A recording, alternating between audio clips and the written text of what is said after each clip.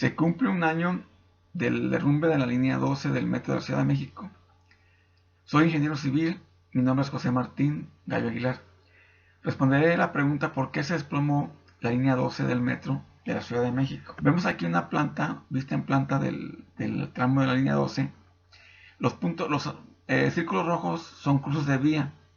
En estos cruces hay bordes y con el paso del tren, el peso y la velocidad del tren generan impactos.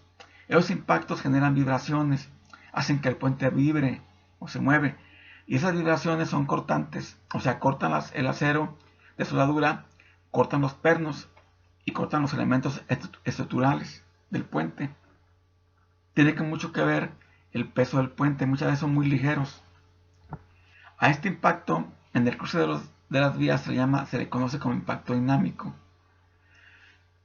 Se entiende aplicando la primera ley de Newton, que es la de la inercia. La inercia es la masa del puente y la vibración que se genera es la aceleración en el puente. Entre más pesado sea, es mayor la inercia, entre más masa tenga. Y el efecto de los trenes y su velocidad se entiende por la segunda ley de Newton. Esta fuerza de los trenes y su velocidad genera vibraciones. Cuando la fuerza resultante es mayor a la inercia, se generan las vibraciones más fuertes o los esfuerzos cortantes más intensos, y la inercia es menor, o sea, hay menos resistencia al movimiento. Las vibraciones son cortantes cíclicos con amplitud que afectan la soldadura y afectan los pernos. Y esto tiene que ver mucho el peso del puente y el peso de los trenes. ¿Por qué vibran los puentes? Por el impacto generado en juntas de control, juntas constructivas o cambios de cuerpo estructural, impactos en cambios de vías. La estructura es muy ligera, derivado del impacto dinámico. El nivel de vibración depende del peso de la estructura. Una estructura ligera es más susceptible a la vibración. Una estructura robusta o más pesada, mayor rigidez, tiene más inercia o se opone más al movimiento, vibra menos. Una estructura ligera, su inercia es menor, presenta menos oposición al movimiento y vibra más. Elementos de resistencia. La soldadura resiste tensión, flexión y cortante. Los pernos son cortantes, reciben el esfuerzo cortante, sobre todo cuando es muy grande y la soldadura no resiste más, se apoya con pernos. Dimensión de sección estructural, sección ligera, vibra más. Resistencia a la compresión del concreto hidráulico. O sea, la compresión se da en la parte superior de los elementos de concreto. Acero con alto contenido de carbón, derivado en pérdida de elasticidad. O sea, un acero con alto carbón es muy quebradizo y es muy riesgoso usarlo en las estructuras de acero. Se quiebra muy fácil. No se puede doblar. Pierde mucha flexibilidad. Elementos de resistencia. Soldadura. El aporte de soldadura es más resistente que el material base o acero de traves. O sea, la soldadura tiene mucho mayor resistencia que el acero al que se une. Pernos son resistencia al esfuerzo cortante. Son apoyo a la soldadura. La soldadura resiste cortante, pero cuando es muy alto el cortante, se colocan pernos para compensar. Dos pernos de mayor resistencia pueden sustituir a tres pernos. Esto es porque se dice que existían dos pernos en lugar de tres. Esto podría ser válido si los dos pernos son de mayor resistencia que los tres y se justifica que pueden resistir el mismo esfuerzo. Tamaño de la sección estructural. Rigidez. El tamaño tiene que ver con la masa que se opone al movimiento y es más rígida de moverse. Concreto hidráulico. Resistencia a la compresión. Como lo dije, está en las partes superiores de los elementos de concreto. Acero de refuerzo. Resistencia a la flexión. Tensión. Mayor elasticidad. Criterio de conclusión. Soldadura. La soldadura falla por contener poros. Poros túnel. Escoria quemada de raíz. Falta de penetración. Falta de fusión por falta de calor. Los poros se generan porque hay humedad en el ambiente o porque el electrodo estaba húmedo. El poro ténil, el poro túnel son poros continuos.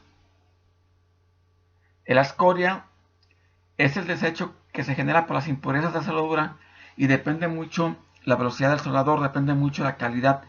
Si es un soldador muy lento, con poca experiencia, va a provocar que la escoria se quede atrapada, o también no se limpió bien, no se generó la limpieza en cada cordón o en cada etapa. Se quedó la escoria y continuaron con otra etapa. Quemado de raíz.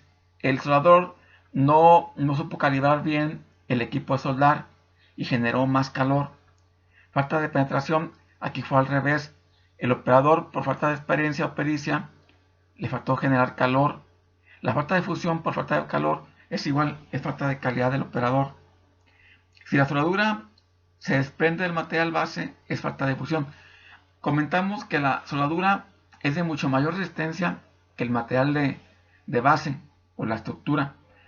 Entonces, cuando no hay suficiente calor, no hay fusión y al momento de se desprende la soldadura del alma de la trave.